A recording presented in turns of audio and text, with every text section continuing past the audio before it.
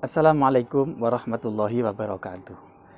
Bismillah, alhamdulillah, wassalatu wassalamu ala rasulillah wa ala alihi wa sahbihi wa mawalah. Amma ba'da fala hawla wa la quwwata illa billah.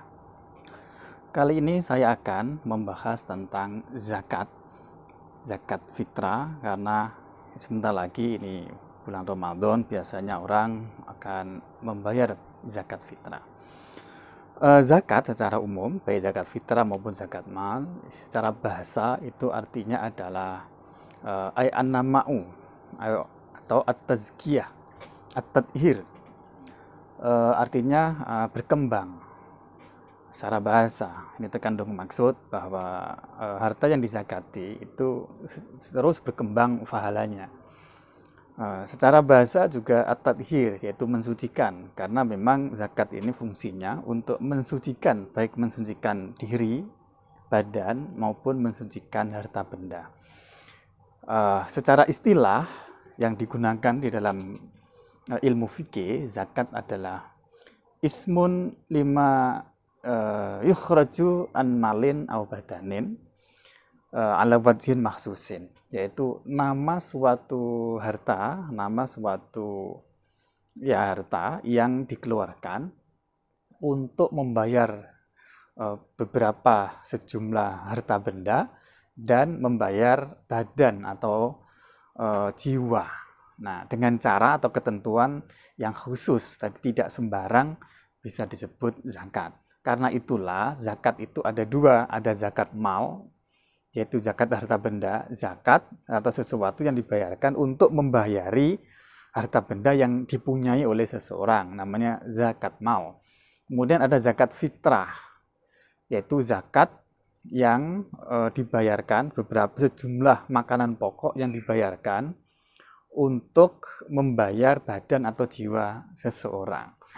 Nah, karena itulah zakat fitrah ini itu juga disebut zakat badan, karena dibayar untuk membayari badan, atau disebut juga zakat Ramadan, karena biasanya dibayarkan pada bulan Ramadan.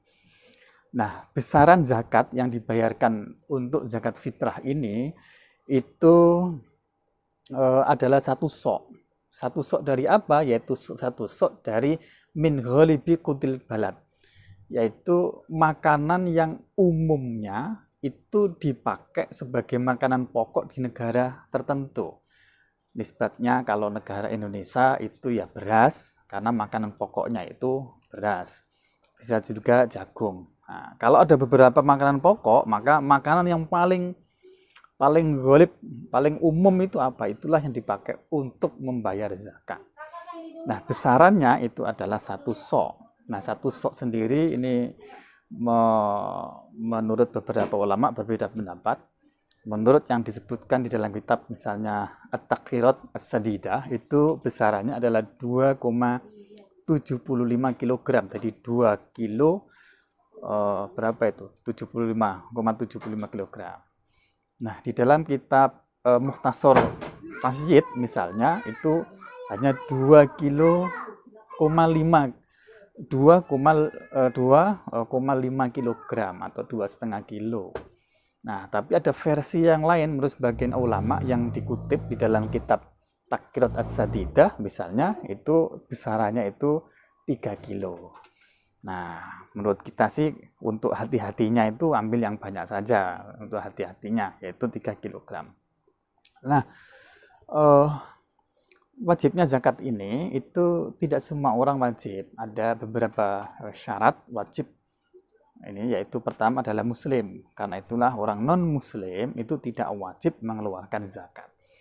Yang kedua, orang muslim tadi itu al-mudrik juz'an min Syawal wa juz'an min Ramadan, yaitu orang yang dia itu mendapati sebagian bulan Ramadan dan mendapati sebagian bulan Syawal.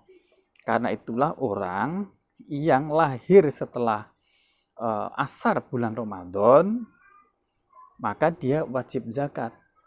Kalau dia lahir misalnya setelah maghribnya bulan Ramadan dari malam Syawal, dia nggak wajib karena dia tidak mendapatkan sebagian dari bulan Ramadan. Atau ada orang meninggal setelah maghrib bulan Ramadan, maka dia wajib zakat karena dia mendapatkan bulan Ramadan dan mendapatkan sebagian kecil dari bulan Syawal, yaitu setelah maghrib tadi itu.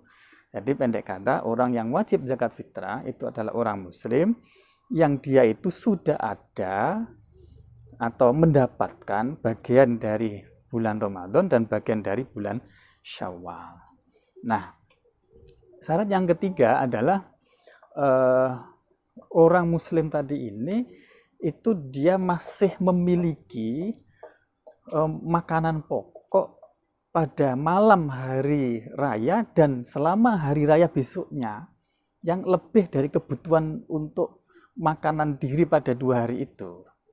Jadi kalau lebih dari dia punya makanan pokok lebih, punya harta lebih dari malam hari raya dan hari rayanya siangnya, maka dia wajib zakat. Kalau nggak punya ya tidak wajib.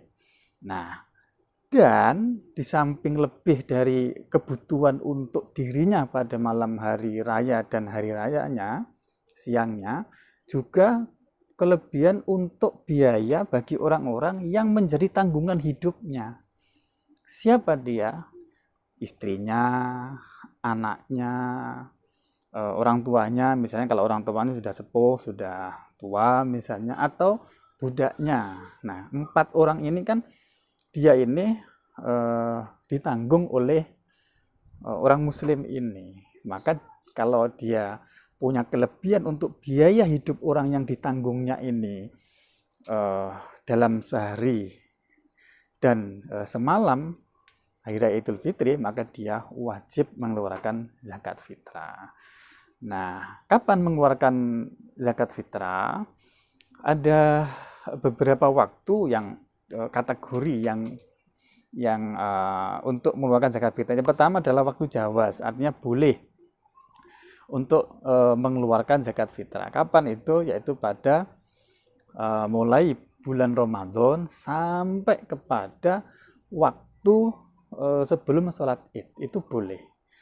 Sebelum malam Syawal, jadi sebelum maghrib, itu waktu jawaz. Jadi boleh, misalkan tanggal 1 Ramadan sampai tanggal 30 Ramadan sudah diperbolehkan untuk membayar zakat fitrah, baik untuk dirinya atau orang yang menjadi tanggungan atau orang yang menjadi tanggungannya, misalkan tadi istrinya, anaknya, orang tuanya, atau budaknya, ini kalau punya budak.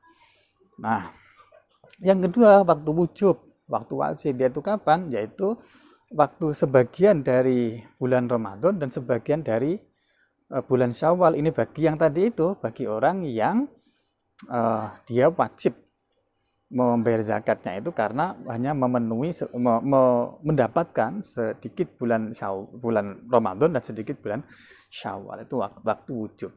Yang ketiga adalah waktu sunat untuk mengeluarkan zakat. Kapan itu? Yaitu malam Syawal sampai sebelum sholat id, itu sunat. Dari sunatnya membayar zakat itu waktunya ini nih. Jadi setelah maghrib malam 1 Syawal itu sampai sebelum sholat id, itu sunat. Sangat bagus sekali waktu ini. Yang keempat itu adalah waktu makruh, yaitu membayar zakat setelah sholat id sampai terbenamnya matahari pada hari 1 Syawal itu. Itu tetap sah tapi makruh hukumnya. Nah, yang kelima itu haram, yaitu sudah melewati dari hari tanggal 1 Syawal. Nah, haramnya ini pun kalau tidak ada udzur.